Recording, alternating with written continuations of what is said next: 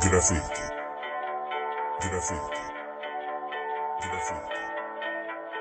Sé que te vas para siempre y no volverás. Una amistad que duele ver el cómo se va, pero siéntete orgulloso solo de pensar que te quieren las personas que dejas atrás. No, me creo que ya no estarás, al menos espero que ahora tengas paz. No sabes lo que jode pensar que no volveré a verte, pero en nuestros corazones sé que vivirás por siempre. ¿Recuerdas esos días? Nos colábamos en obras, saltaban las alarmas, lo pasábamos de coña. Primer día de tuto es en el que nos pegamos, pero nos unimos más tras ello tanto como brodas, hermano. Hago esto porque te lo has ganado, por el respeto que te mereces en cualquier lado que estés. No tiene nada que ver, cada uno se fue por su lado para hacer su vida y claro, el tiempo separa a la gente pero sigue el vínculo y no poder despedirnos me parece ridículo. Sé que eras el primero que apoyaba mis canciones, ahora serás inmortal en esta voz del cinturón. Éramos chavales que salían sin un rumbo, a veces botellones hasta acabar dando tumbos. Ahora quedan los recuerdos y te juro que me alegro de haberte conocido, que ya no se escuche tu voz. Pero sé que tú escucharás esto donde estés, que todo lo que digo se te graba en la sien, que da igual que te hayas ido, siempre estarás conmigo, que en la música sigo y seguiré por ti también. Van y vienen las personas, pero esto es algo distinto porque se fue para siempre alguien que era un buen amigo, por lo mal que te trató la vida y ahora tu mente dormida tras esa partida de este mundo hacia el limbo. Cuando alguien se te va y se convierte en un recuerdo de media vida liándolas a la vez que riendo, sientes que falla algo, que no hay nada completo y espero completarlo cuando escriba todo esto. Dicen que hay dos familias, la que toca y la que eliges, en casa padres y hermanos, en la calle quien te cuide. Juro que tu nombre lo escuchará el mundo entero. Fredo, no es una despedida, más bien es un hasta luego, hasta luego, hasta luego.